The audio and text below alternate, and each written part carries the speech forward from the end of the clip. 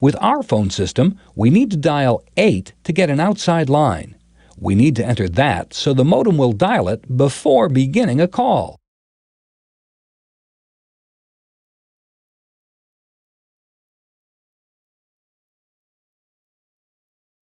Now we can click Next in the dialog box to continue with the setup. It looks like everything was properly set up.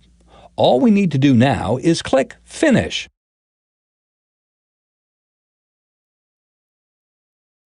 The modem we just installed now appears in the Modem's Properties dialog box. We can click OK to close the dialog box.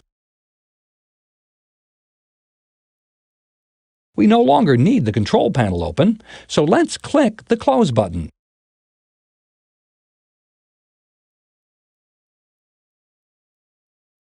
That was easy. We can shut down the computer for now. Let's click Start, then trace to and click Shut Down.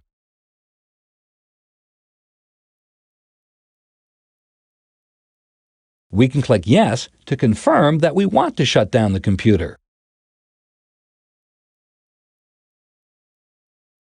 We can now safely turn off the computer.